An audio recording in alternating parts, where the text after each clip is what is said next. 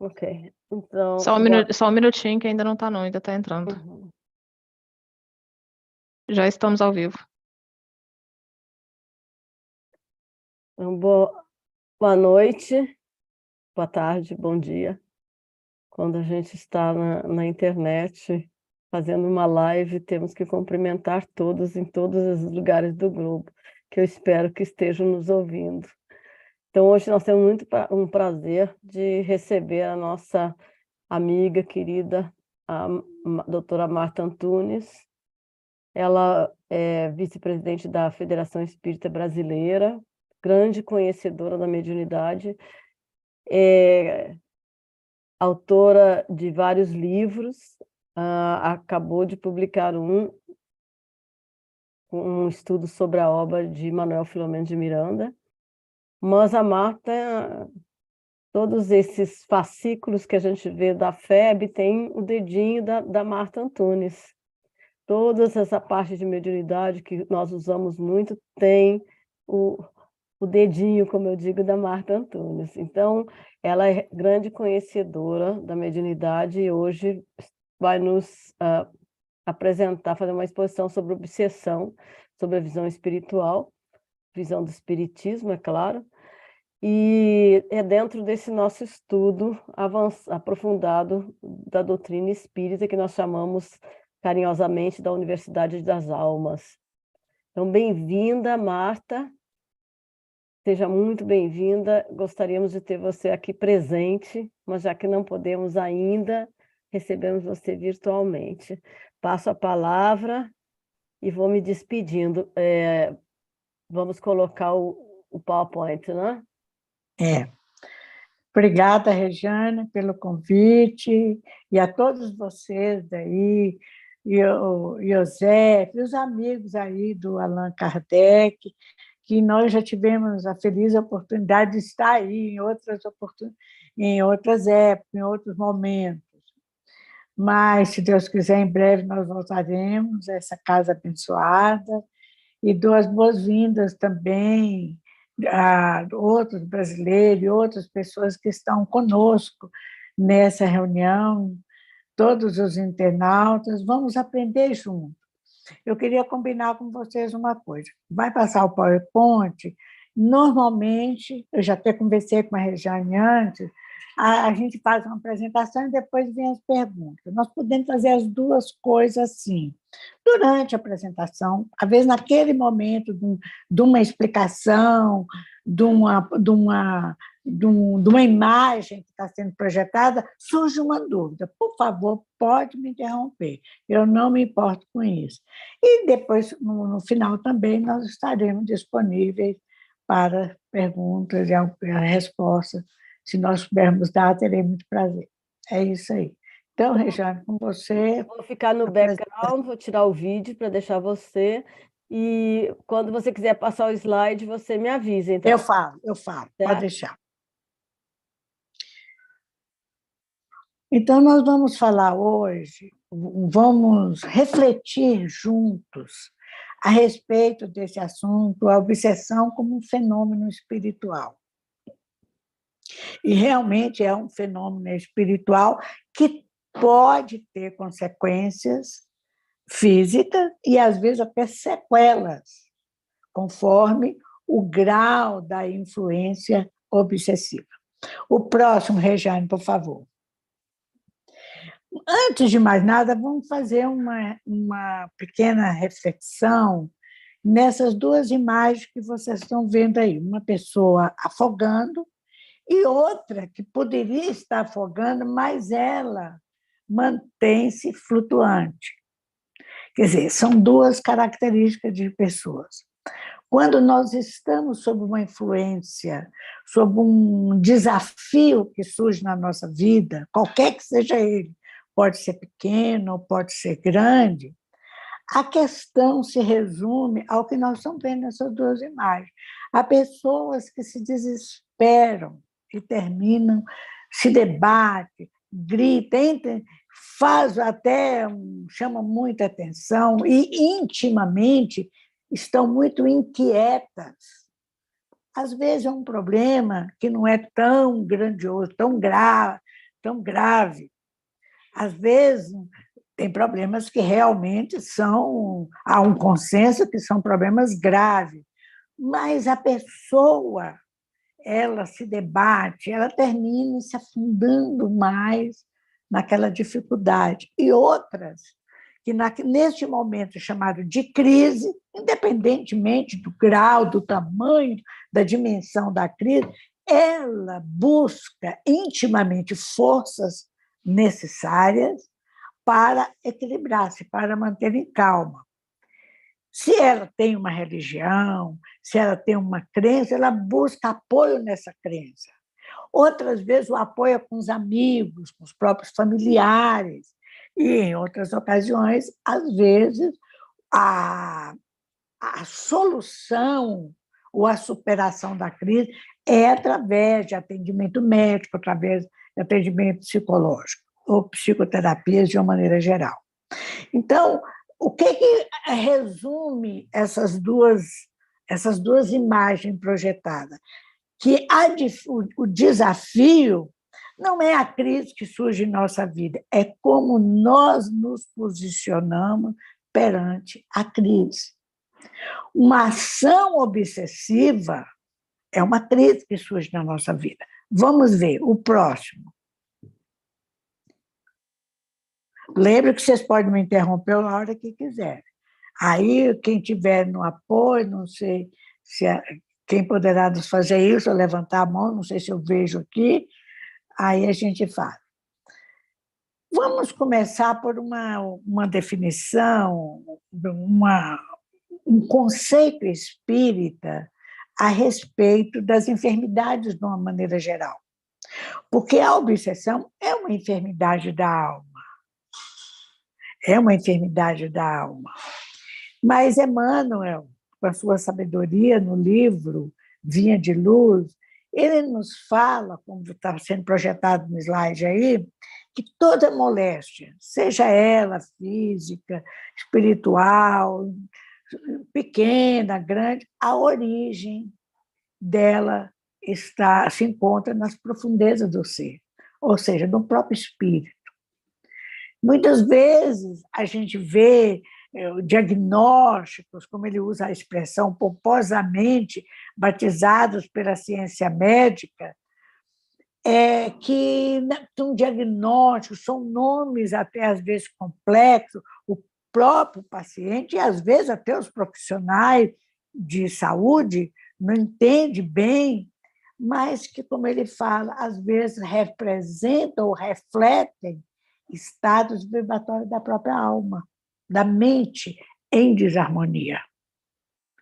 A questão da mente em desarmonia, queridos irmãos e queridas irmãs, é uma coisa tão importante na sociedade moderna, mas sempre foi, mas na sociedade moderna, nos órgãos de saúde pública, nos órgãos de saúde coletiva nacionais e internacionais, continuam investindo na chamada saúde mental. Porque se a pessoa tem uma boa saúde mental, ela consegue superar problemas, às vezes, gravíssimos. Então, é isso que Emmanuel está nos dizendo. A mente em desequilíbrio, o nosso objetivo, a nossa finalidade nessa reencarnação ou em outras, nessa caminhada reencarnatória, é, diante dos desafios, procurar manter a mente em harmonia, como aquela imagem anterior, em que a pessoa, em vez de se afogar, ela procura planar sobre os problemas. Emmanuel também nos lembra aí, nessa mensagem, nessa pequena mensagem, retirar... Saiu aqui, peraí.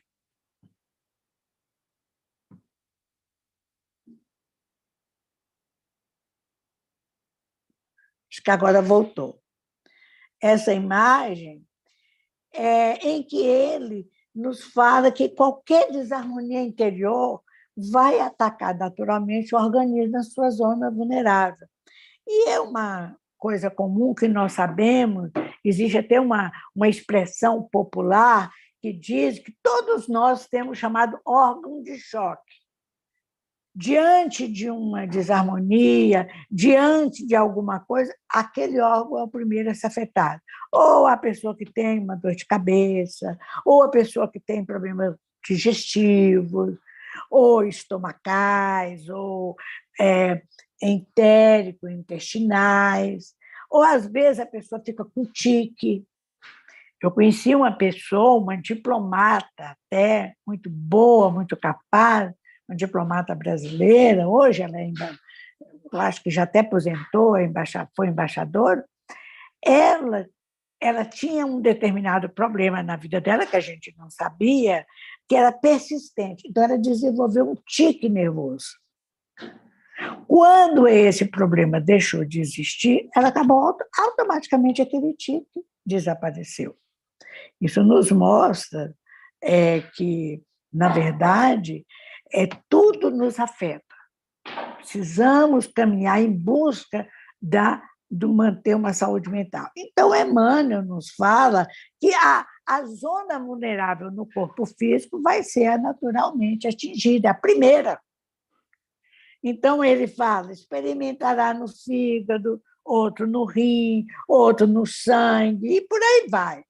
Em tese, todas as manifestações mórbidas, né, todas que podem levar a uma enfermidade, se reduzem ao desequilíbrio. Desequilíbrio cuja causa, batemos na tecla, repousa no mundo mental. O próximo, por favor, Rejane.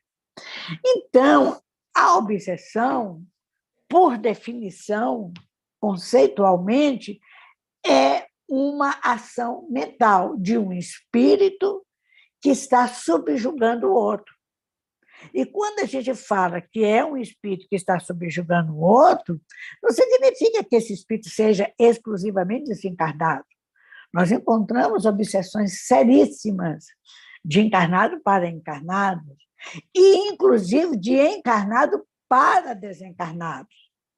Nós temos relato, o próprio Manuel Filomeno de Miranda fala, André Luiz fala, de pessoas que apresentavam um processo obsessivo e que quando o espírito chamado, o possível obsessor, se manifestou na reunião mediúnica, em atendimento aos apelos, os auxílios dos amigos, o chamado obsessor, entre aspas, falou, mas não sou eu que estou causando, é essa pessoa que não me dá sossego do lado de cá.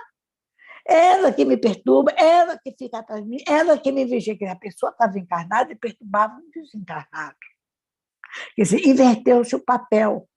O obsessor, na verdade, era a pessoa que se encontrava encarnada.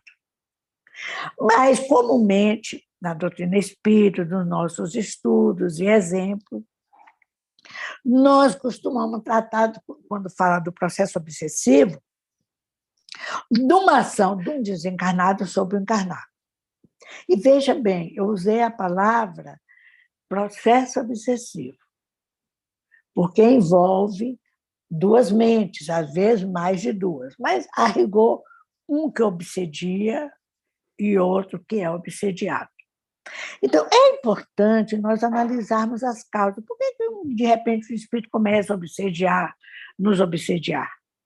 O que aconteceu para que isso ocorresse?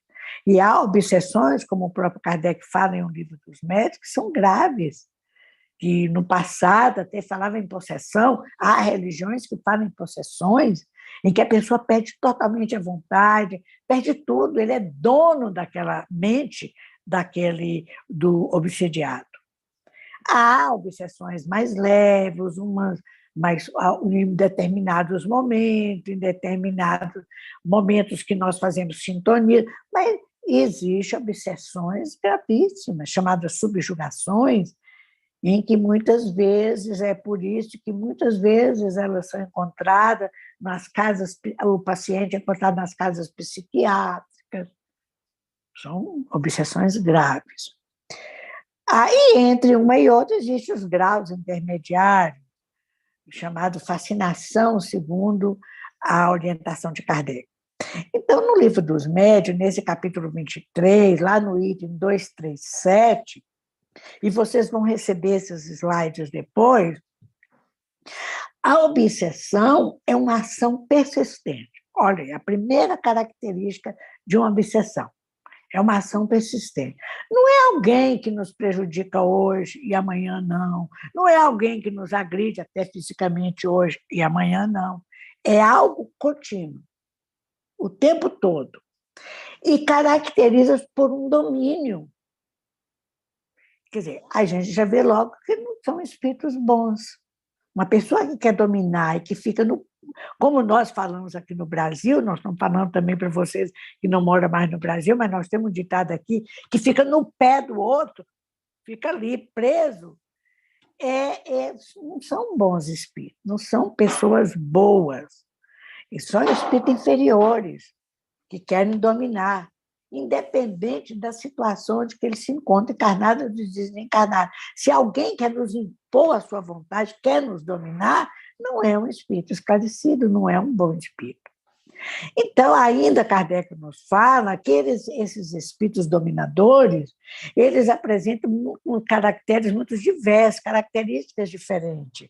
Às vezes é uma simples influência moral, por exemplo, a pessoa conduzindo a pessoa a fazer uma intriga, uma maledicência a respeito de outro. Em vez da pessoa se calar quando vê alguma coisa que ela não entende, ou que ela entende mesmo, incentiva a pessoa a fazer uma maledicência.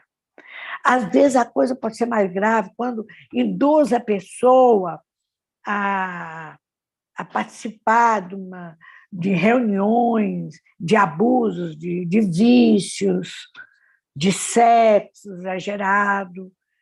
Então, isso aí é uma situação que caracteriza influências morais, que pode ser simples a grande.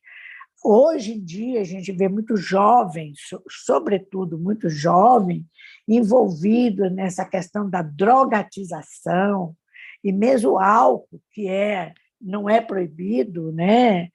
É uma droga considerada lícita, que as pessoas que vivem alcoolizados, de uma maneira assim, constante, às vezes permanentemente, a gente vê nos filmes, e esses espíritos, um pode induzir ao outro, o desencarnado induz, soma-se a indução que ocorre com os encarnados.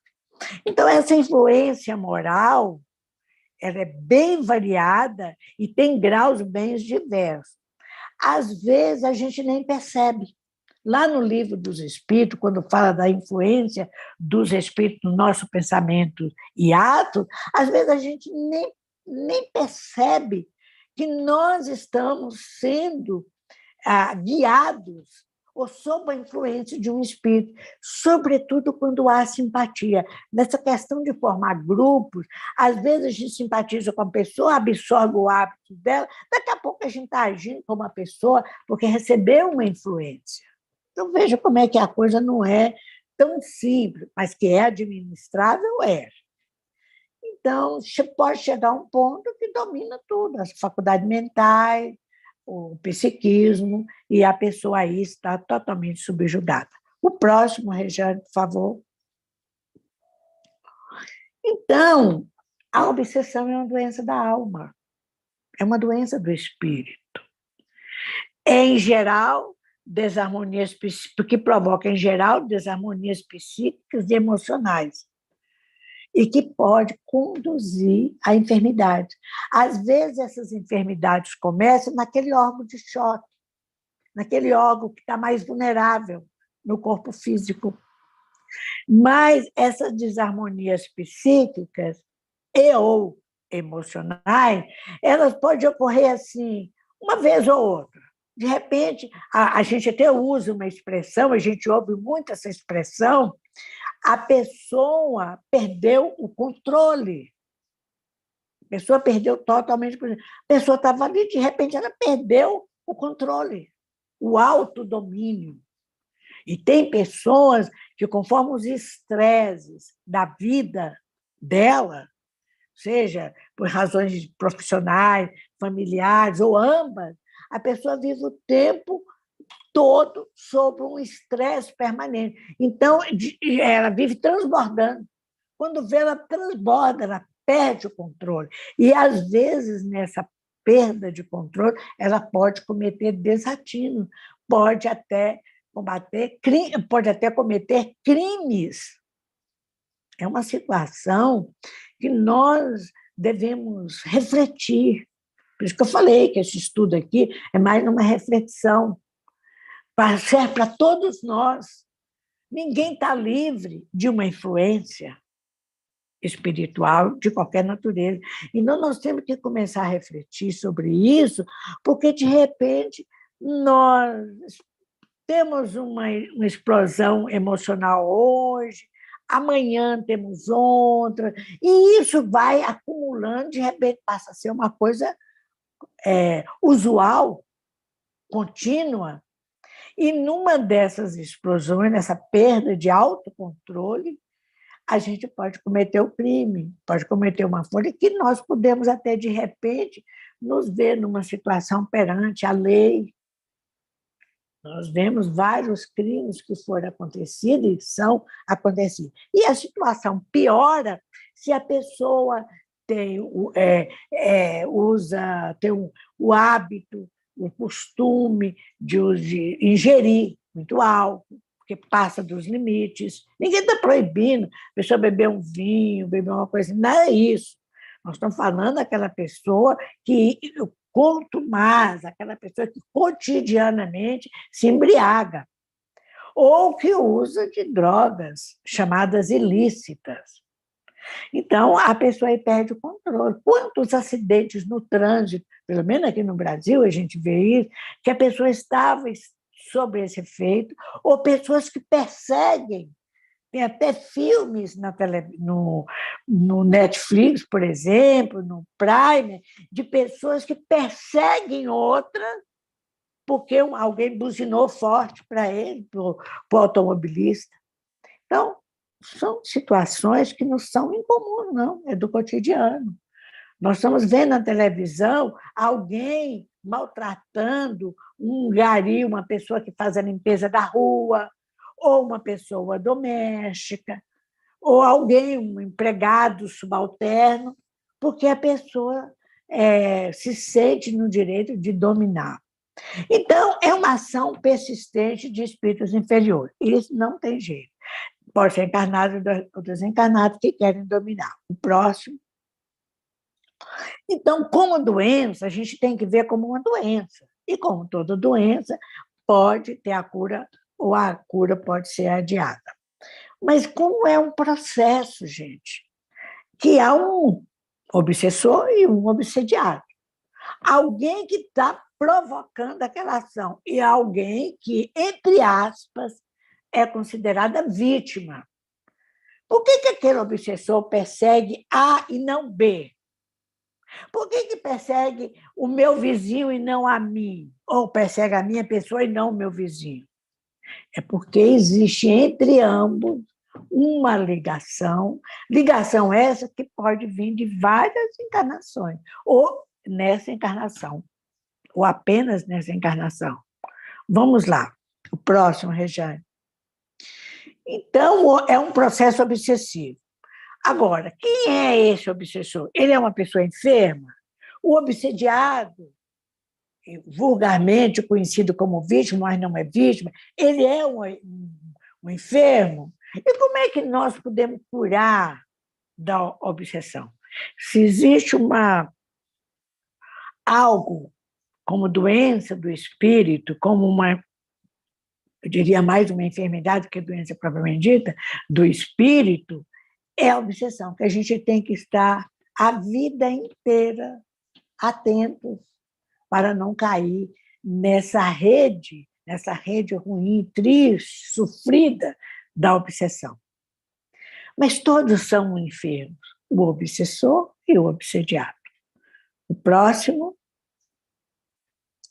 Então, agora, Hoje em dia, inclusive no movimento espírita, nas casas espíritas, devido à variedade, digamos assim, de processos obsessivos, de doenças, enfermidade do espírito, na casa espírita e fora da casa espírita, hoje em dia tem se procurado muito estudar as causas.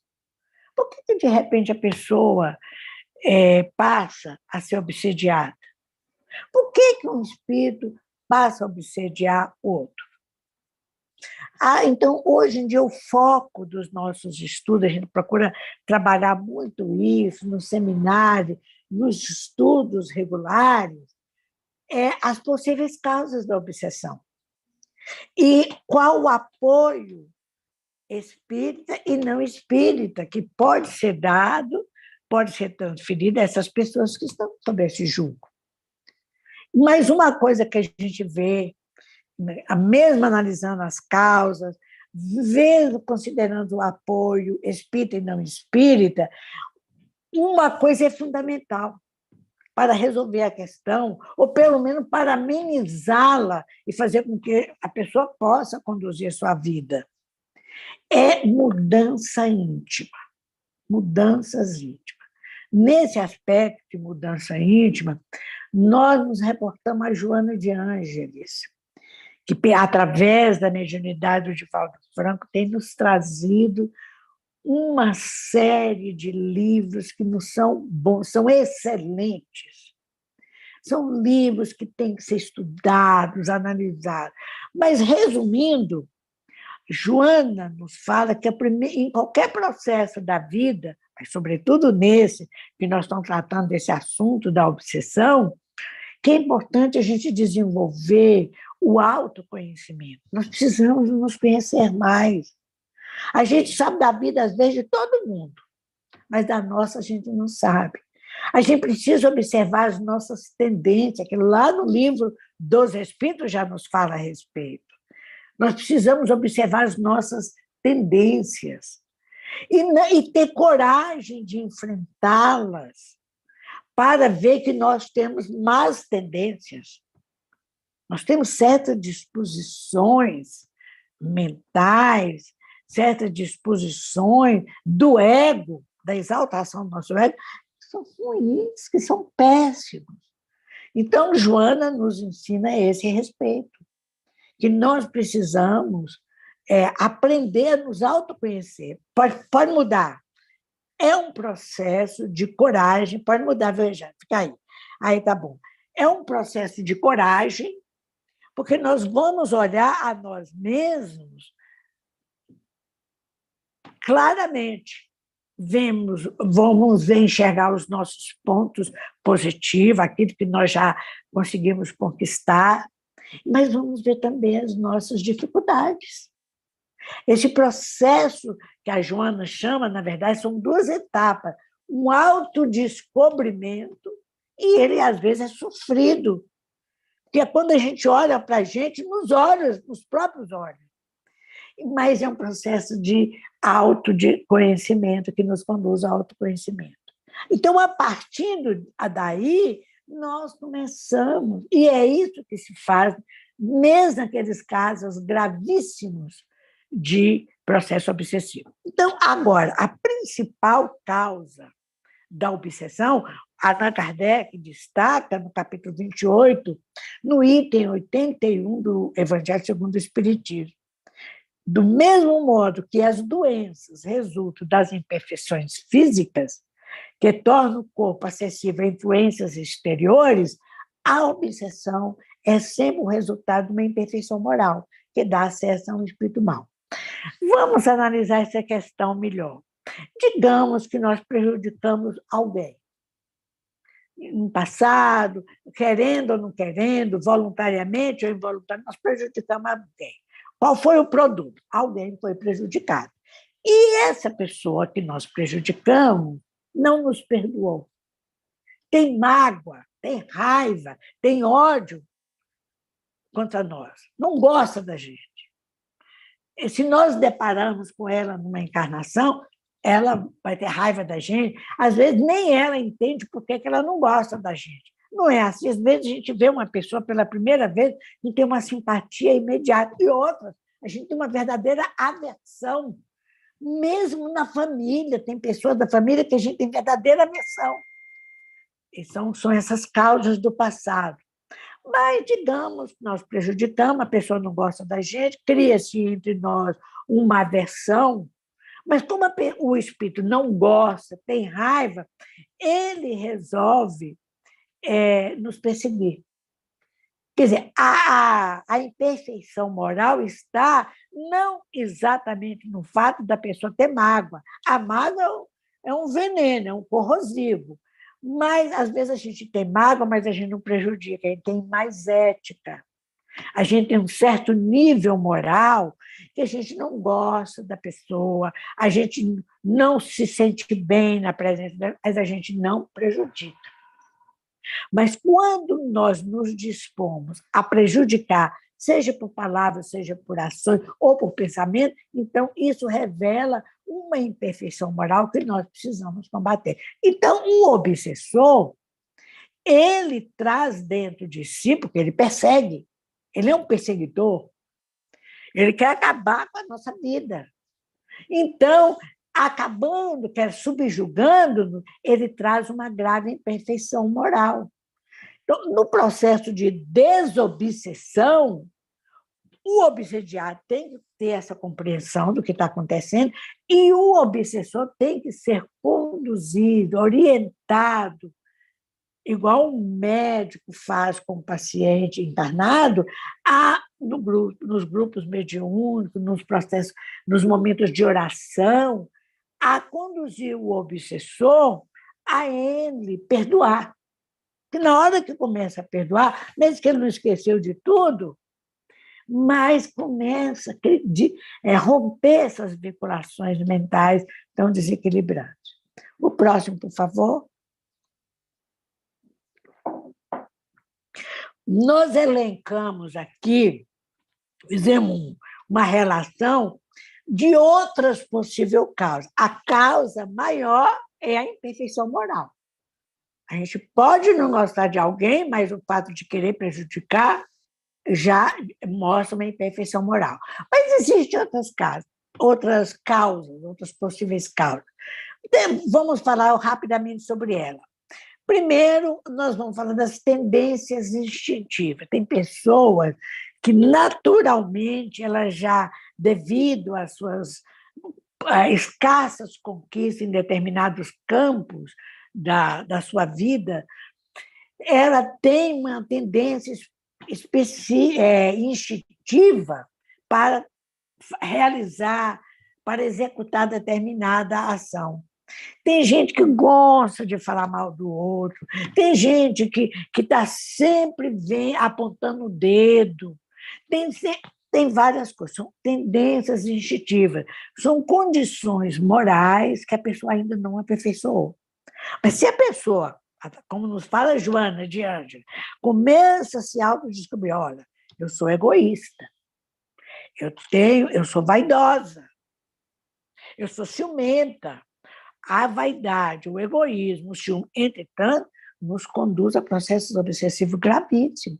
O ciúme, então, quantos assassinatos, homicídios, quantas perseguições devido a um ciúme, um excesso de ciúme. A pessoa muito vaidosa, ela esquece dos outros, ela é o centro do universo, e por aí vai. Então, e ela já nasce, porque nós estamos num processo de aprimoramento, mas se ela começa a observar essas tendências instintivas, ela começa a trabalhar nisso. Outras vezes a pessoa mostra uma lesão ou uma alteração perispiritual. Por exemplo, tem pessoas que têm uma certa tendência, né, à depressão, pessoas que foram suicidas, aqueles suicidas direto, que programaram, elas repararam o passado de suicida, mas fica com uma espécie de uma cicatriz, uma sequela no perispírito. Tem pessoas que que são, assim, qualquer coisa elas são muito tristes, qualquer coisa ela cai numa profunda tristeza, pessoas que não gostam de viver em comunidade, e nós somos animais gregários, né, gente? Nós só evoluímos em grupo. Biologicamente, nós somos animais gregários, nós somos seres que precisam do outro. Então, a pessoa quer se isolar, não quer saber, não quer participar de nada. Isso, às vezes, resulta de pequenas cicatrizes, ou de, às vezes, nem tão pequenas, que estão marcadas no perispírito, mas que ainda não foram eliminadas. Precisa de encarnações para ir superando, para ir vivenciando. As imperfeições morais, que são várias, estrutura psicológica do indivíduo, a própria estrutura psicológica do indivíduo, que às vezes não decorre do somatório das suas experiências reencarnatórias e o que ele aprendeu no plano espiritual, mas também dos processos educativos aqui no plano. A educação familiar e tudo mais. Mas nas tendências e o distúrbio mental e a influência do meio social. O próximo agora, nós vamos falar um pouquinho mais sobre cada um deles. Vamos falar agora, Rejane, o próximo. As tendências instintivas, vocês podem encontrar resposta na questão 199, a letra A, da 199A, do Livro dos Espíritos. Essas tendências instintivas elas são observadas desde a infância. Então, os pais, os educadores, a família, e na casa espírita, nos estudos da infância, nós não só podemos, como devemos observar as crianças. Desde a precocidade, a idade precoce, já demonstra certas tendências. Então, a educação, seja a educação dentro do lar, fora do lar, em qualquer momento, nas casas espíritas, tem um papel muito importante, porque esses espíritos progrediram pouco naquele aspecto, mas eles vão aprender, pelo processo educativo, de reconstruir sua existência. Eu conheci uma criança, um menino, que foi vizinho, os pais, eles eram vizinhos nossos, há uns 40 anos atrás, aqui em Brasília, o menino tinha um prazer de pegar, ele subia em cima da casa dele, os galhos das árvores, montava armadilha para pegar os pássaros, depois ele matava os pássaros arrancando as penas, arrancando as tinas, amarrava com uma borrachinha o bico do animal, depois cortava o dedinho, cortava a unha. Quer dizer, era uma criança de 9 para 10 anos. Quando nós vimos, nós chamamos os pais e falamos. Surpresa, a mãe não gostou da reclamação que fizemos. Eu fiz essa reclamação. Então, o menino passou a ser odiado na rua. Quer dizer, em vez de educar o filho, reconhecer, a mãe não gostou. E o menino aprontava, e isso foi apenas um começo. O próximo, por favor. As ações no perispírito, nós já falamos um pouco, essas ações, tudo tem a ver com com alteração na atividade mental. Porque, veja, o perispírito é um corpo. Ele é um corpo, ele não é físico, porque o corpo físico é feito a partir do perispírito, que serve de molde. Por isso que nós temos lesão cardíaca, lesão no fígado, no cabelo, em qualquer lugar, em qualquer parte do corpo físico, porque veio da cópia, que é o perispírito. O perispírito é um corpo, no plano espiritual, é como se equivale ao nosso corpo físico aqui, porque ele é um corpo, vamos dizer, de material bem físico. Não é o corpo mental que transmite as ideias da mente. Então, tudo que o espírito pensa, tudo que ele projeta, tudo que ele quer é projetado no perispírito. Por que os espíritos nos perseguem, sabem das nossas ideias? Bem, espírito que quer nos acompanhar, que quer nos perseguir, ele nos observa durante um certo período e vai vendo as nossas ideias, aquelas ideias que formam formas de pensamento, e é em cima disso que eles vão trabalhar, porque são visíveis. As formas de pensamento são visíveis para eles. Então, mas tudo isso é provocado pela mente. Pela mente. Então, é importante, nos fala André Luiz, no livro Ação e Reação, no capítulo 19, que é importante nós iniciarmos um processo de dessensibilização desses pontos específicos do perispírito. Quer dizer, a pessoa que chega até nós com um processo obsessivo, nós temos que começar a auxiliar, chamar os seus familiares ou seus amigos, porque ele precisa, no perispírito, de sensibilizar aqueles pontos que poderão ser os contatos, ou os recursos, ou os meios que estão sendo utilizados pelos obsessores. Você quer ver um ponto de sensibilidade que há no perispírito e é muito utilizado nos bastidores da obsessão, o Filomeno de Miranda fala muito sobre isso, é o chamado remorso. Paramos de ver a apresentação da Marta.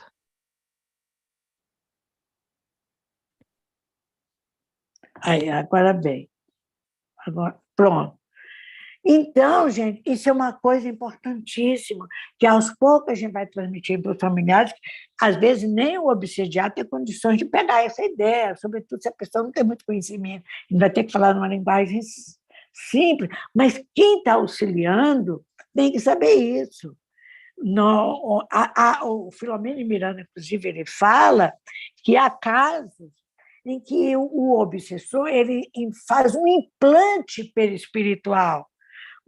Da maneira como ele descreve esse implante, lembra um chip de computador, em que muitas vezes aquele chip, vamos dizer assim, esse chip fica repetindo: eu devo morrer, eu devo acabar com minha vida, eu devo suicidar, fica assim.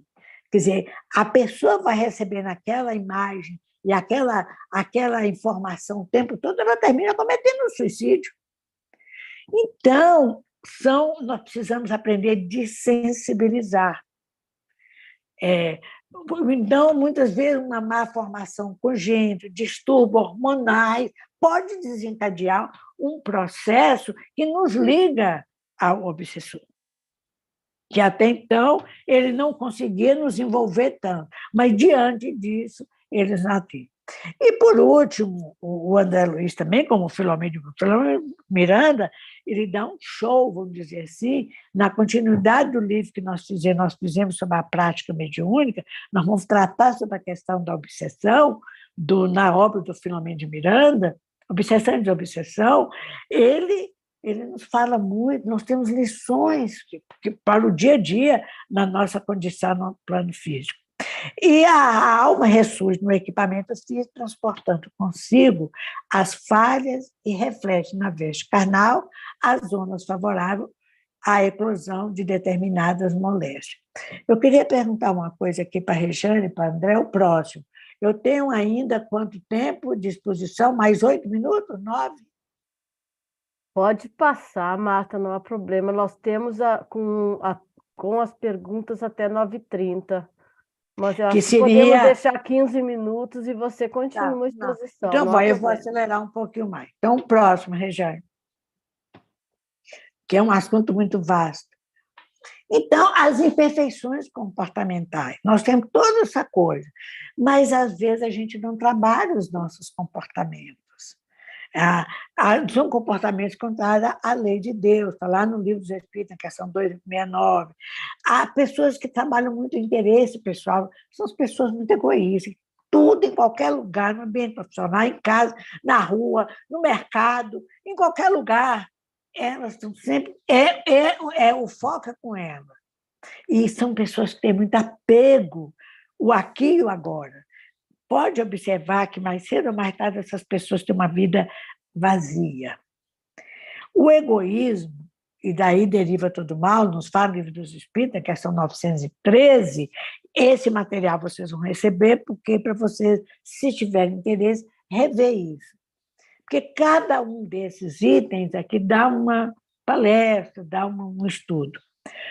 Então, no Livro dos Espíritos, na introdução número 6, Kardec nos lembra que o egoísmo, o orgulho, a sensualidade são paixões que nos aprofundam, nos aproximam da natureza animal, predispondo-nos, prendendo-nos à matéria.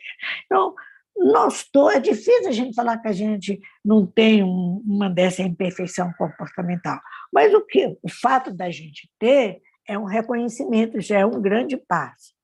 O segundo é trabalhar nisso, para nos tornarmos melhores. Próximo. E a estrutura psicológica. Essa estrutura psicológica pode estar ligada a tudo isso que nós acabamos de falar, e são reações de ações cometidas no passado, em outras encarnações, mas muitas vezes uma imaturidade emocional e comportamental. Você quer ver uma imaturidade emocional? Que a gente fala, a determinada criança é manhosa, os pais fazem todas as vontades. Então, ela começa a desenvolver um comportamento emocional imaturo. Tudo é para ela, tudo ela quer em sua vontade. Então, vê que os pais têm que dizer não, tem que saber orientar. Então, mas nós vemos, às vezes, espíritos muito imaturos, às vezes são pessoas até muito inteligentes, e têm até títulos universitários, têm até pós-doutorado, mas emocionalmente ou psicologicamente são imaturos. Então, essas pessoas costumam fazer vinculações naturais com esses espíritos perseguidores. Eles servem, às vezes, a perseguição, não é porque está perseguindo ele, é porque esses espíritos imaturos servem de instrumento para a manifestação desses espíritos. O foco não é o imaturo encarnado, é o desencarnado que quer atenção para ele. Agora, tem umas situações, hoje em dia, nessa questão da saúde mental, a medicina mudou muito nesse aspecto. E, hoje em dia, elas preferem chamar de distúrbios mentais, porque enfermidade mental, como esquizofrenia, entre outras, são doenças graves, mas distúrbios, como as neuroses, psicoses, as fobias, que são coisas que as pessoas podem trabalhar com um psicoterapeuta, com um psicólogo, com um psiquiatra, e pode saber administrar isso. Tem pessoas até que, em outra época, de regressão de memória, que, se for fazer, a gente recomenda profissionais sérios, porque tem muita coisa aí que não é tão séria, tem muita gente aí que está no amadorismo, produzindo coisas, equívocos. Mas eu tenho uma amiga, frequentadora da FEB, muita amiga minha, querida minha, ela tinha pavor de entrar em qualquer lugar fechado, elevador, avião nem fala. Então, ela fez uma terapia de vidas passadas, ela passou o psicólogo, mas depois o psicólogo espírita fazia terapia de vida passada. Ora, ela não precisou nem de... Em 4 sessões ela resolveu o problema dela. Hoje ela viaja até para o exterior, vai de avião, vai tudo. Quer dizer, ela superou algo, não vale a pena contar a história aqui, que uma ação do passado que sobrou para o presente. Então, há criaturas muito reprimidas, complexadas, inseguras, que veio, às vezes, de uma estrutura familiar assim, ou, às vezes, da falta dessa estrutura familiar. Pessoas órfãs, pessoas que foram abandonadas, pessoas que sempre tiveram, assim, ou mesmo dentro de uma estrutura familiar, mas que eram desprezadas, que eram maltratadas. Às vezes a coisa não é do passado, no sentido, mas de um processo dentro da família. Personalidade autoritária também, egoísta, vaidosa, submissa, nós já falamos sobre isso. Então, é a estrutura psicológica do indivíduo que precisa ser analisada, precisa ser trabalhada, e obtém-se muitos bons resultados atualmente. O próximo. Sobretudo hoje em dia, que existe a prática médica holística. Nós recebemos na nossa casa espírita, pelo menos aqui no Brasil, eu não sei, Regina, aí na Áustria, em outros países europeus, mas aqui no Brasil, mesmo o psiquiatra e o psicólogo, que não é espírita, ou às vezes nem tem uma religião assim, eles encaminham, vai lá para o centro espírita. Nós cansamos de encontrar, estão acostumados, pessoas que procuram o nosso centro espírita, falam, o meu médico encaminhou para cá. E o médico não é do espírito. Agora, isso é uma liberalidade, sobretudo hoje que se fala mais numa medicina holística, que vê não apenas o corpo, mas a alma, vê o espírito. Então, a educação familiar, como nós vimos que tudo termina chegando aí, ou começa por aí, no Livro dos Espíritos, a questão 208, fala, Kardec perguntou, nenhuma influência exerce os espíritos dos pais sobre o filho depois do nascimento deste? Olha a resposta dos espíritos. Ao contrário, bem grande influência exerce. Os pais têm por missão desenvolver os seus filhos pela educação. E continua.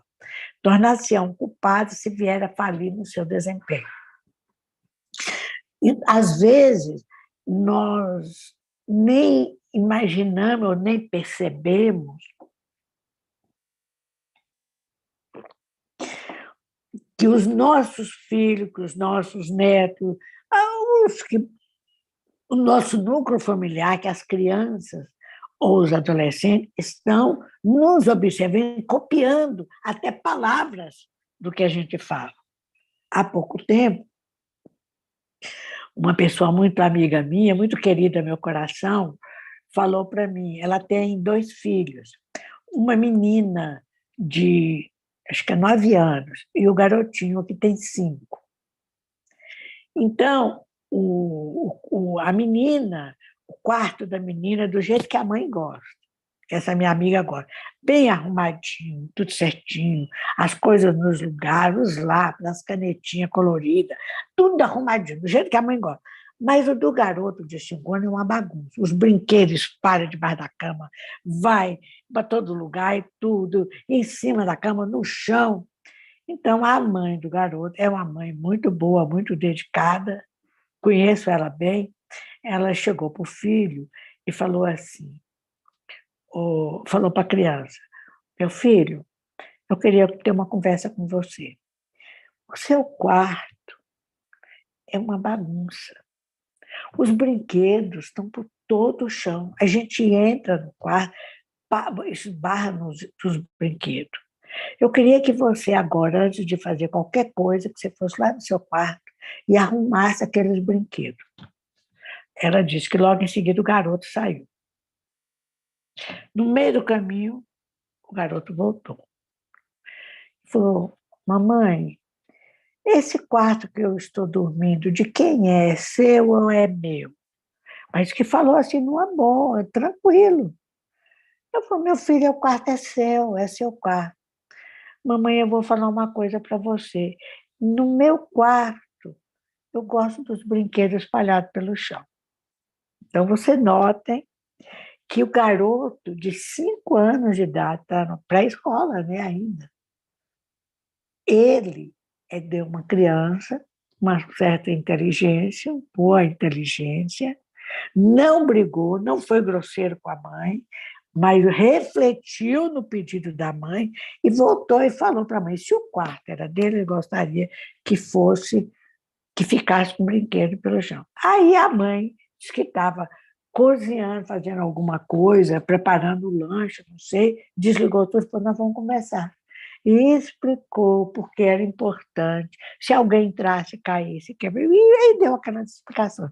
Então, vocês notam que nós estamos ainda com essa desvantagem, que muitas crianças que estão nascendo hoje são crianças muito inteligentes, que às vezes colocam os pais na mão. Mas não significa que o fato de ser inteligentes são moralmente superiores. Então, os pais, a atenção, veja como é que o desafio que nós temos de enfrentar. E é por isso que Kardec fala, se alguma coisa eles falirem, os pais, no seu desempenho, nós seremos culpados naquilo que nos cabe. O próximo, eu acho que nós já estamos aproximando do final, e agora a influência do meio social. Além de todas essas influências que nós acabamos de falar, próprias e alheias, de encarnado e desencarnado, ainda tem influência do meio social, no próprio ambiente escolar, no ambiente profissional, no ambiente social, nas relações sociais. Então, é isso, vocês vejam que tudo isso nós encontramos no Livro dos Espíritos. Lá na questão 645, inclusive tem essa pergunta: o homem que se acha, de certo modo, mergulhado numa atmosfera de vício, o mal não lhe se torna um arrastamento irresistível? E olha a resposta que os espíritos deram: arrastamento, sim, não irresistível. Às vezes a gente vê em ambientes de alta criminologia. Nós temos companheiros, irmãos, companheiros espíritas que atuam nas favelas, lá no Rio de Janeiro mesmo, em São Paulo, em vários lugares, lá em Recife, nos chamados alagados, são regiões assim de tráfico de droga, que os donos são os traficantes. O ambiente, nesse aspecto do crime, é pesado, mas eles permitem que haja evangelização da criança, do jovem, que haja estudo, não são todos os lugares, mas permite. Pois bem, e é uma coisa interessante. Uma companheira do Rio de Janeiro estava me contando sobre isso, que ela faz parte de um grupo que faz evangelização para as crianças. Quando chega no dia certo, na hora certa, naquele dia, naquela favela, naquele local, tem pessoas com arma potentes, estão armados. Ninguém pode proibir, ninguém entra ali para fazer bagunça. É dia da evangelização da criança. Ele diz que chegam lá às 9 horas e saem às 4 horas da tarde. É dia de evangelização da criança, do jovem, estudo de adulto, eles levam lanches, faz lanche comunitário, 4 horas da tarde, dá paz, faz tudo. Eles são protegidos, olha que coisa. É umas coisas que só a encarnação para explicar. Pessoas, aqueles traficantes, aqueles criminosos, são criminosos mesmo, eles ficam com arma para ninguém impedir aquele dia. No outro dia tem um protestante, no outro dia tem um católico. Então, o que vocês observam, que aquelas pessoas que nascem, os espíritos que nascem, às vezes alguns até em missão, eles podem ser arrastados, vendo, é um mau exemplo, mas não irresistível. Por exemplo, por isso que os espíritas e alguns católicos e protestantes vão nesses lugares para poder levar um pouco de luz, de paz, de equilíbrio. O próximo, por favor. E o distúrbio mental, que nós já falamos, né, que trata de uma anomalia da mente do psiquismo, mas nem sempre caracterizado como doença mental. O próximo, quer dizer, são um distúrbio que pode ser revertido. Então, o importante é que nem é sempre, uma coisa importante, nem sempre é fácil, conforme o grau do processo obsessivo, a gente distinguir se é um distúrbio mental, se está associado, melhor dizendo, a um distúrbio mental ou não. Quando é naquelas influências obsessivas leves, ocasionais, a pessoa explode aqui, a pessoa surtou aqui, não surtou ali, às vezes dá para a gente fazer essa separação, mas conforme a gradação do processo obsessivo, nem sempre a gente consegue distinguir, aí precisa do médico, precisa do psicólogo, porque eles é que são profissionais capacitados para isso. Então, muitas vezes a gente tem que chamar a família, explicar que vamos continuar com o apoio espírita, mas seria bom que procurasse um psiquiatra, um psicólogo, procurando assim para poder ajudar a pessoa, porque senão a gente não sabe. E às vezes está associado a um distúrbio mental. Então, muitas vezes tem se tornado, isso é palavra de Kardec, uma linguagem ainda do século XIX, muitas vezes se tem tomado por possessos alguns epilépticos ou loucos que mais necessitam de médico do que de exorcismo. No passado e ainda hoje, nas igrejas católicas e evangélicas, eles fazem exorcismo naqueles casos graves de obsessão, chamada subjugação. Né? Então, hoje, a linguagem atual, moderna, ninguém fala, não chama, procura não falar a palavra louco, não possesso, essas coisas não existem mais. Mas isso é importante, que muitas vezes está ligado a um distúrbio mental, ou às vezes, quando é pior, a uma enfermidade mental, uma doença mental, o próximo. Se está ligado a uma enfermidade, a um distúrbio mental, gente, isso não é a nossa praia, como nós falamos popularmente. Nós temos que chamar alguém, um profissional, para, ao mesmo tempo, trabalhar. Então, entre os transtornos, entre os distúrbios mentais, eu destaquei aqui 2, existem vários. O que está acontecendo muito atualmente é da ansiedade e da depressão. O Brasil é considerado um dos países que a população é mais ansiosa. É interessante esse fato. E a gente sabe as razões, né? O transtorno de ansiedade e depressão. Em 2019, a Organização Mundial da Saúde, definiu que quase 1 milhão de pessoas, 1 bilhão, 1 bilhão de pessoas viviam com algum transtorno mental, sendo que a ansiedade representava 31% desse total, e a depressão, vamos arredondar, 29%.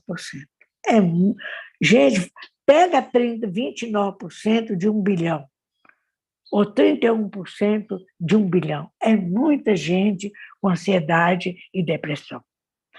No relatório da OMS, da Organização Mundial de Saúde, de 2022, aumentou-se, devido à pandemia, aumentou-se esses números aí em 36%. 36% sobre 31%, 36% sobre 28,9%. Então, é muita gente ansiosa e depressiva no mundo. E a ansiedade pode levar a cometer desatinos, crimes, e a depressão, inclusive, a maior gravidade da depressão é levar ao suicídio. Enquanto a ansiedade termina levando a cometer crime, a depressão ao suicídio. E um transtorno mental relacionado ao abuso de substâncias químicas psicoativas, uso de drogas, que a gente fala drogas. Então, está em torno de 17,7%, vamos arredondar para 27%, pessoas que têm transtornos obsessivos, que têm transtornos mentais. Agora, se essa pessoa é um alcoólatra, ou se é um dependente de cocaína, de qualquer droga, qualquer psicotrópico, o que acontece? Ela associa um processo de obsessão, a coisa fica muito mais grave.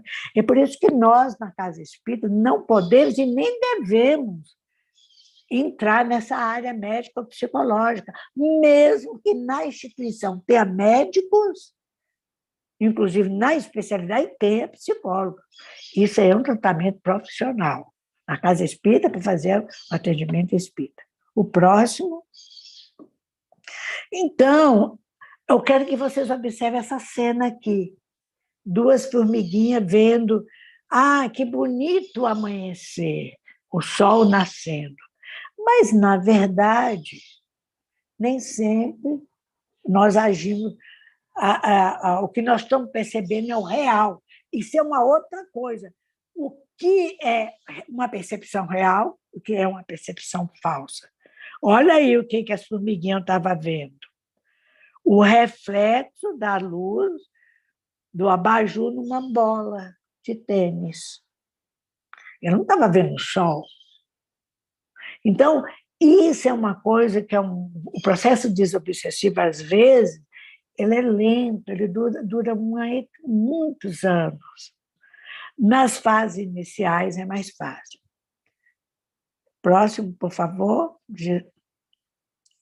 Então, eu poderia parar por aqui, que eu já tinha falado do propósito, mas aqui a gente vai falar dos processos desobsessivos que nós não estava previsto nos slides, mas eu resolvi acrescentar, mas eu vou falar assim, correndo mesmo, porque a desobsessão é outra coisa.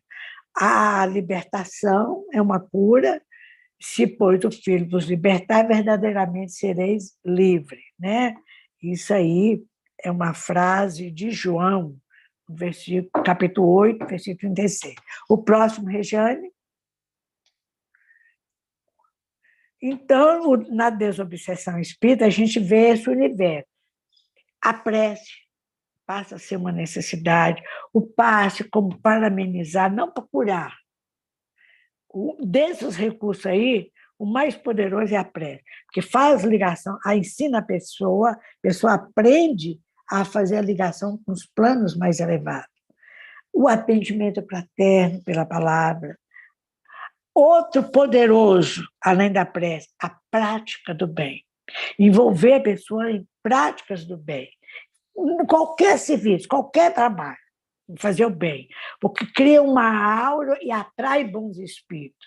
O estudo, quando a pessoa tiver condições, que às vezes na obsessão não tem, fazer aquelas práticas de radiação, vibrar à distância por aquela pessoa que está enferma, o atendimento do obsessor no grupo mediúnico e o evangelho no lar. Eu não vou entrar nisso, porque já não faz parte do estudo que nós nos propomos. Próximo, Regiane. E, então, na desobsessão não espírita, que a medicina hoje chama questão da saúde mental, e a psicologia, que trabalha mudanças comportamentais. Ser mais proativo, e a saúde mental, que às vezes precisa até, num determinado momento, uma fase, usar de medicamentos. Próximo. Investir na saúde mental através de um programa de melhoria moral. Esse é o trabalho que as duas áreas, espírita e não espírita, faz uma conexão. A investir na saúde mental através de um programa de melhoria moral. Nem sempre só medicamento, nem só práticas psicoterapêuticas, mas, sobretudo, esse programa de melhoria moral. Próximo, acho que acabou, né? E o Chico, na mediunidade do Chico, Religião dos Espíritos, Emmanuel nos fala: a prevenção e o tratamento de doenças e enfermidades psíquicas restringe-se à prática do bem. Por isso que é investir num programa moral, como a própria medicina, através da saúde mental, hoje está fazendo isso, está investindo nisso. O único antídoto contra o império do mal em nós próprios, a prática do bem. Agradeço a todos por esse momento, peço desculpa, é um assunto por ter, muito obrigada por essa oportunidade com vocês. E nós temos ainda alguns minutos, uns 20 minutos pelo meu relógio, que, se alguém quiser, nós estamos à disposição, mas é um assunto bem vasto. Muito obrigado, Marta, pela bela exposição. Cobrimos uma grande, grande parte desse conhecimento sobre obsessão, ainda você inclui desobsessão, que agradecemos. Eu vou deixar minha pergunta para depois, a Elaine levantou a mão, então passo para a Elaine. Boa tarde, Marta. Boa tarde. Eu gostaria que tu falasse um pouco sobre os processos obsessivos que a gente está vendo nos centros espíritas, não só essa obsessão no nível individual, mas no nível coletivo, que os centros, nós estamos sendo atacados constantemente. Como é que tu vê isso e que profilaxias são necessárias? Obrigada. Nada, Elaine. O que acontece é o seguinte, que dificilmente uma obsessão, um processo obsessivo, ele é individual. Começa que, no mínimo, é com duas pessoas, um obsessor e um obsediado, é o mínimo. Mas, geralmente, envolve um conjunto de espíritos que, para poder, às vezes, as pessoas obsediadas, elas têm comprometimento com um núcleo maior, com um grupo maior, com uma sociedade, e às vezes bem mais extenso. Agora, nós estamos vivendo, então, às vezes, o núcleo familiar, o núcleo de pessoas que estão na casa espírita, daquele grupo mediúnico, tudo isso, processos, vamos dizer, tradicionais que a gente conhece. Mas o que nós estamos vendo hoje é que, mundialmente, está havendo um processo de obsessão coletiva. Mas nunca como agora nós tivemos envolvidos o povo, estou falando grande público, com tantas ideologias, com tantas polarizações, sejam políticas, ideológicas. A gente vê até nas redes sociais, às vezes você coloca uma opinião, as pessoas que nem te conhecem, que você nunca viu na vida, parte para agressão, às vezes usando até um palavreado assim, muito vulgar. Então, nas casas espíritas, como também nas igrejas, viu, gente? Nós temos amigos, aqui na mesma região que eu moro, tem uma igreja, que eu tenho vizinhos que frequentam lá, e trabalham lá, tem um nome que eles colocam lá, que eles são de lá, e eles falam os ataques, e ataque até assim, físico. Chega lá, destruíram, cortaram a fiação. Outro dia, na igreja ali, eu moro numa região chamada Lago Norte, destruíram não só a fiação, mas quebraram, como se alguém tivesse vindo com uma coisa, um objeto assim, perfurante, quebrou vários locais. No fundo da igreja tem uma construção onde é a casa do vigário, e do lado um lugar que ele tem uma reunião dos alcoólatras anônimos, coisas da comunidade. Eles arrancaram as portas, pegaram os móveis e quebraram. Quer dizer, não é só no meio espírita. Não tem muito tempo, isso foi no ano passado, um padre de uma igreja aqui, mais ou menos uns 30, 40 quilômetros aqui de onde eu moro, num bairro aqui, ele estava ampliando, com o dinheiro da comunidade católica, ele estava ampliando a igreja, aumentando lá. E os materiais de construções foram colocados naquele terreno, porque estavam ampliando. À noite, de madrugada, o padre, um vigário antigo, ele já tinha mais de 80 anos, a comunidade ali conhecia ele, desde novo ele estava naquela comunidade ali. Então, naquela igreja. E ele ouviu um barulho, morava ali. E ele ouviu um barulho. Quando ele chegou lá, ele vestiu a roupa, era mais ou menos 3 para 4 horas da madrugada. Tinham pessoas roubando telha, cimento, aquela coisa de construção. E ele, o vigário, em vez de voltar para dentro de casa e chamar a polícia, ele falou assim: vocês estão roubando uma coisa que é uma obra de Deus. Os ladrões simplesmente mataram o vigário. Mataram. No outro dia, quando amanheceu, lá pelas 7, 8 horas da manhã, e olha, essa igreja fica perto do colégio militar. Algumas pessoas que estavam andando na rua viu o vigário jogado em cima da cerca, uma cerca de arame farpado. Aí chamaram a polícia, por ali, chegou lá, ele estava morto.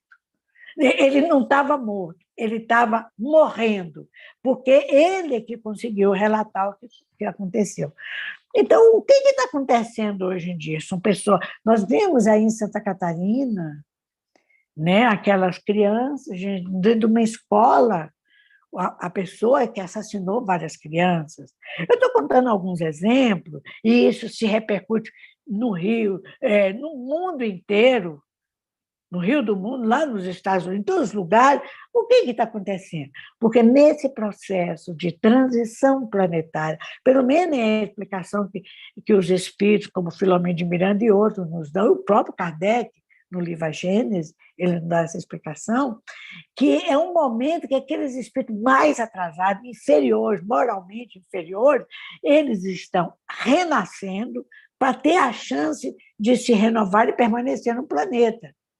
Mas eles agem em grupos, um obsediando o outro, um induzindo o outro.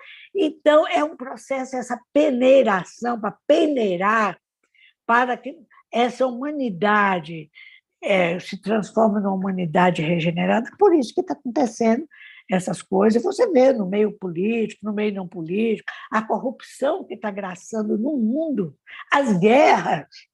Nós temos a guerra da Ucrânia, da Rússia com a Ucrânia, quer dizer, coisas que não era para ter mais, né, gente? Não era para ter mais, tanto sofrimento provocou. Então, essa obsessão coletiva, que o Filomeno de Miranda fala muito bem, no próximo livro nós vamos falar sobre isso, é o que está acontecendo, não é só individual.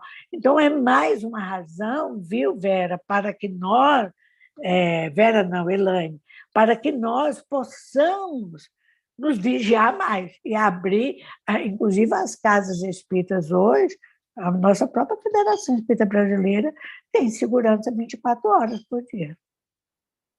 O que vai fazer? Obrigada, Marta. Alguma pergunta do grupo? Se não, temos uma do YouTube. Então, eu vou colocar do YouTube. É uma senhora chamada Georgina Anchieta Valente. Ela pergunta se os nossos irmãos com sérios distúrbios mentais e também obsessivos sairão dessa encarnação com as mesmas dificuldades. Nós não sabemos, Georgina. Com toda sinceridade, a gente é uma coisa que a gente não pode prever. Porque se a pessoa é conduzida a uma casa espírita, às vezes nós temos pessoas que levam 20, 30, 40 anos para se libertar desse jugo obsessivo. Eu conheci uma pessoa que frequentava um centro espírita que na minha juventude eu frequentava.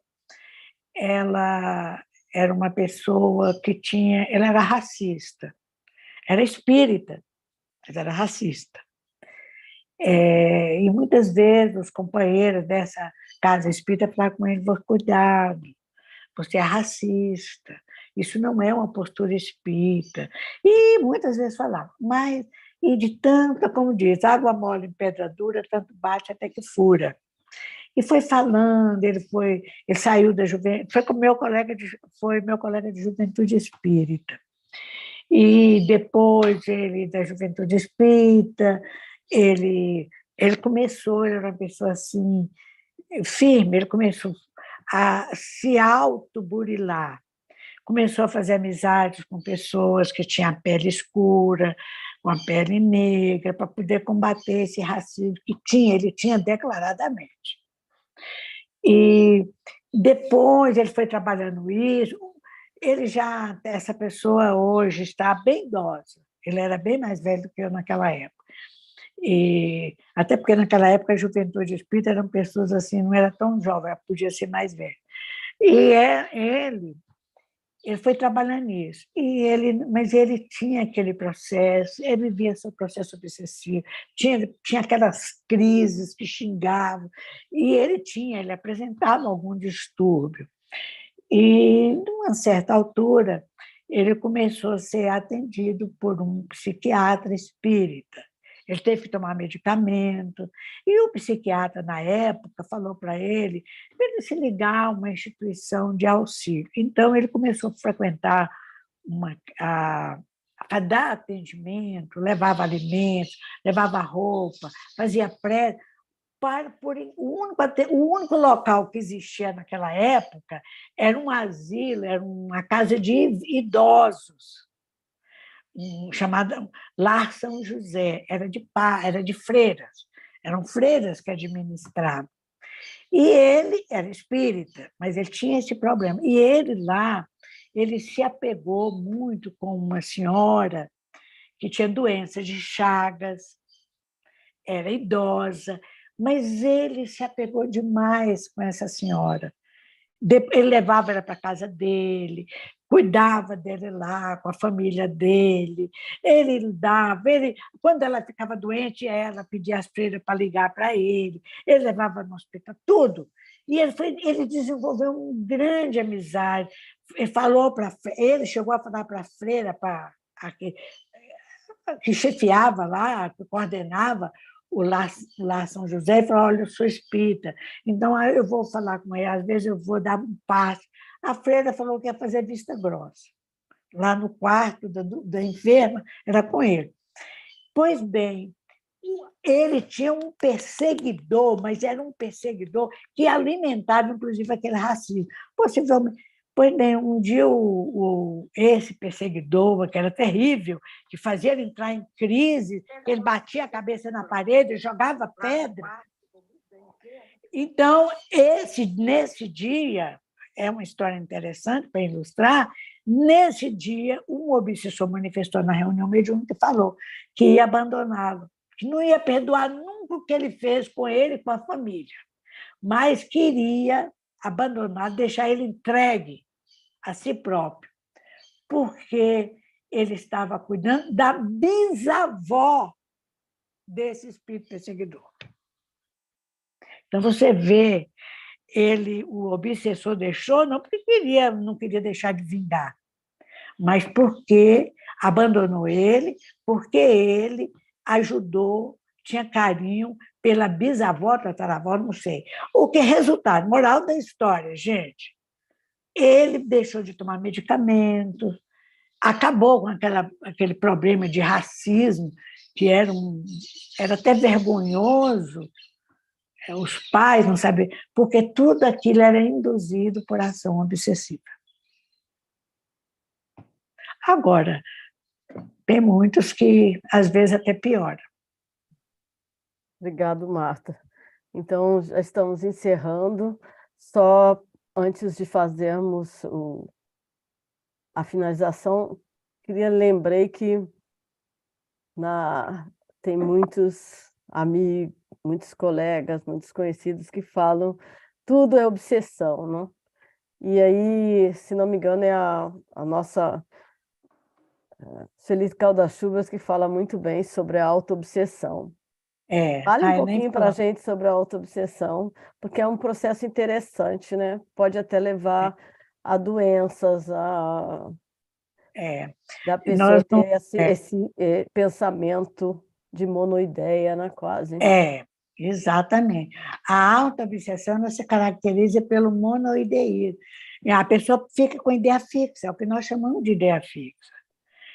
Isso aí, às vezes, quando a gente não deve confundir ideia fixa, esse monoideísmo, com perseverança. Mesmo você quer vencer um obstáculo, você quer alcançar uma meta, você foca a sua existência tudo ali. A ideia fixa, sobretudo, ocorre, você observa quando você quer vencer uma meta, quando você quer persistir em algo bom, isso não é ideia fixa. Você está persistindo uma coisa boa, que vai melhorar sua situação profissional, sua situação financeira, mas dentro do bem. Dentro do bem. Você está querendo, você está com uma ideia, com um propósito de se tornar uma pessoa melhor. Agora, a ideia fixa ou autoobsessão é quando a pessoa adquire uma ideia fixa mais voltada para o mal. Os resultados que se pretende alcançar é voltado para o mal. Encontra meio de lesar o próximo para ele se beneficiar. Encontra meio para fazer uma trama que possa iludir as pessoas, enganar as pessoas para ele se beneficiar. Então, esse processo de auto-obsessão é gravíssimo. Porque, às vezes você vê uma pessoa com aparência muito simpática, muito agradável, mas aquela pessoa, às vezes, está explorando alguém ou alguma pessoa de alguma forma. Então, é bom ter essa diferença, que é muito, mas eu então eu tenho uma ideia fixa para eu me tornar uma pessoa melhor. Isso não é ideia fixa. Isso é perseverar no bem, que enfrenta muitos desafios, né? Então, é uma situação que, às vezes, a gente vê em pessoas até assim, que conseguem montar um esquema, uma planificação altamente inteligente, ou para destruir uma pessoa, ou para destruir uma família, ou para destruir até uma nação, né? São as terríveis ideologias, chamadas. As ideologias, elas sempre são produto de ideias fixas, de um líder e que depois arranja aqueles que apoiam as suas ideias. Muito, muito obrigado. Também pensei na ideia fixa no modernismo, também para lembrar que nem tudo é obsessão, né? A obsessão é um processo do próprio indivíduo, então é importante desmistificar também na nossa atualidade, e principalmente aqueles que se preocupam com o espiritismo, o espiritualismo, e dizer, olha, nem tudo é obsessão. Pode ser também um processo da própria pessoa. Da pessoa. Não sei se temos mais alguma colocação. Se não, vamos encerrar. André, você gostaria de dizer algumas palavrinhas para a Marta? Vamos agradecer todo o aprendizado. Temos muita estrada ainda de estudo juntas.